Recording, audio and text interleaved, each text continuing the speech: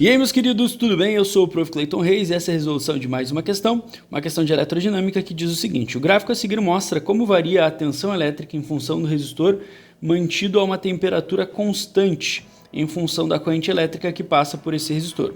Com base nas informações contidas no gráfico, é correto afirmar que, e aí a gente tem que definir. Bom, vamos prestar atenção aqui, ó, que esse gráfico é um gráfico de tensão elétrica por corrente elétrica. E essa questão ela fala muito sobre resistência, então é uma questão que está fazendo ali a relação com a lei de Ohm, a primeira lei de Ohm. E vamos lembrar da primeira lei de Ohm, né? O que ela nos mostra? Primeiro de tudo, para a gente calcular a resistência, lá das relações matemáticas da eletrodinâmica, para a gente calcular a resistência, a gente tem que lembrar que a resistência é uma relação entre a ADDP e a corrente, tá? Isso não é a lei de Ohm, é uma relação matemática entre essas grandezas, tá? Tensão sobre corrente é igual a resistência. Um resistor que respeita a lei de Ohm, que está dentro da lei de Ohm, chamado de ôhmico, né? É um resistor que tem a resistência constante. Se o resistor tiver uma resistência constante, ele é denominado resistor ôhmico. Então, se a gente tiver essa característica, ele é um resistor ôhmico. E um resistor ôhmico é um resistor que respeita a lei de Ohm, que está dentro da lei de Ohm. Beleza, primeiro ponto. Para a gente verificar isso, a gente pode pegar tabelas de tensão e corrente em determinados resistores e fazer ali a relação do gráfico, né? Esse ADDP e a corrente, elas precisam ter uma relação diretamente proporcional. Então, quanto maior for a ADDP, proporcionalmente vai ser maior a corrente, de maneira que a divisão entre eles nunca mude, sempre dê o mesmo resultado. Se nós colocarmos isso num gráfico, se nós montarmos um gráfico, deixa eu montar aqui o gráfico aqui, só um resuminho, né, do gráfico. Se nós montarmos um gráfico exatamente das coisas que estão ali, né, um gráfico de DDP, de tensão por corrente elétrica, esse gráfico, para ser, né, um gráfico de um resistor ôhmico, esse gráfico ele tem que ser representado através de uma reta inclinada desse jeito, é uma relação linear entre DDP e corrente. Se tu tiver essa relação, aí tu tem um resistor com resistência constante, ou seja, um resistor que respeita a lei de Ohm, que é um resistor ôhmico. Beleza? Então essa é a característica que a gente precisa lembrar para conseguir responder a situação. Olhando as alternativas, se tu já entende de lei de Ohm, tu já conseguiria tirar algumas coisas. Por exemplo, a alternativa aí diz o seguinte: o resistor é feito de um material que obedece à lei de Ohm. Não, ele não obedece à lei de Ohm. Por quê? Porque tu olhando o gráfico, tu vê que não é uma reta, né? Teria que ser uma reta assim, ó, como eu disse. Para ser um resistor ôhmico, teria que ser uma coisa assim, ó. Ele não é uma reta, ele é uma curva.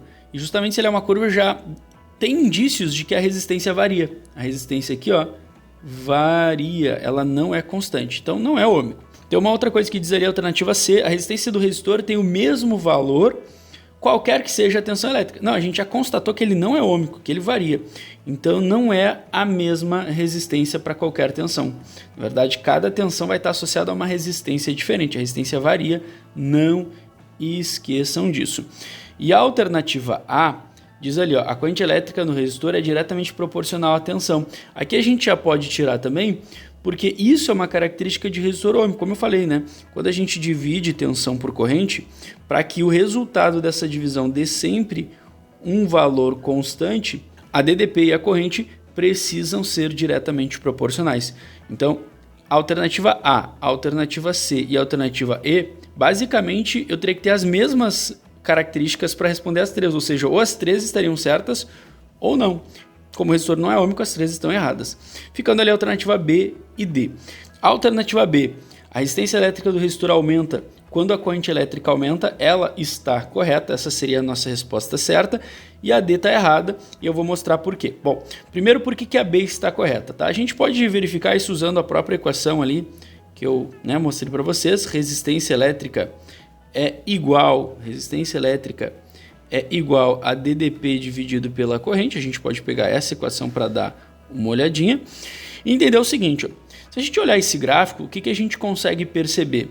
Que a DDP nesse gráfico está aumentando, tá? Ela está subindo, e a corrente ela vai subindo, só que quando chega num ponto aqui, a corrente ela para de aumentar, e aí a gente vai buscar qual é o limite da corrente aqui, ó. Se tu olhar esse gráfico, deixa eu seguir aqui de verde também, ó. Esse gráfico ele está tendendo a fazer isso aqui, ó.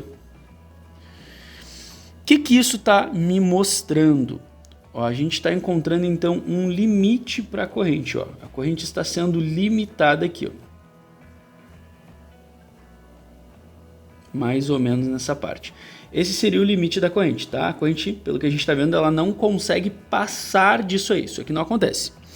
Já a DDP, ela está subindo. Se tu olhar o gráfico aqui, ó, ele continuaria subindo enquanto desse para desenhar. Então a DDP ela está subindo à medida que a corrente ela cravou num valor. Vamos imaginar isso na fórmula. O que acontece com a resistência? O que acontece com a resistência quando a gente tem um aumento da DDP infinitamente excessivo, né, sem pensar em parar, e um valor constante? Imagina que a corrente aqui é um valor constante.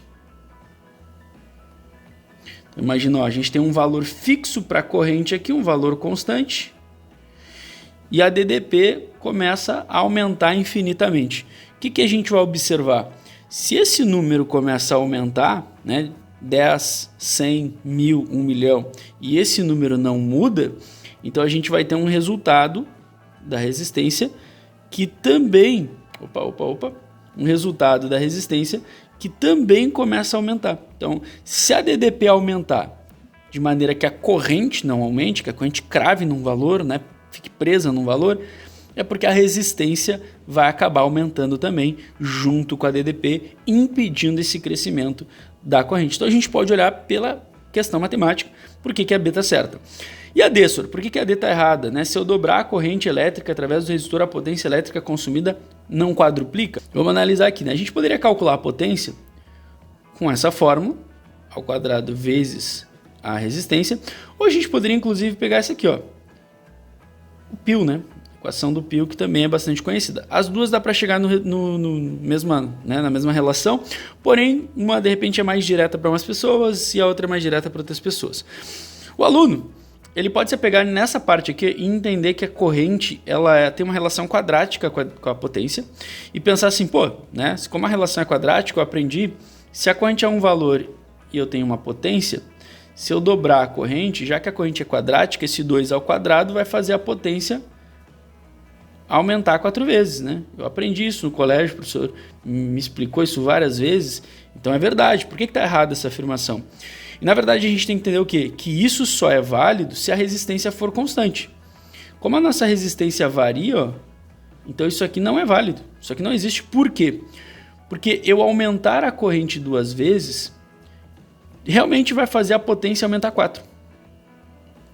Porém, a gente tem que entender que aumentar a corrente 2 vezes vai gerar algum aumento de alguma coisinha. Deixa eu trocar a cor da caneta aqui.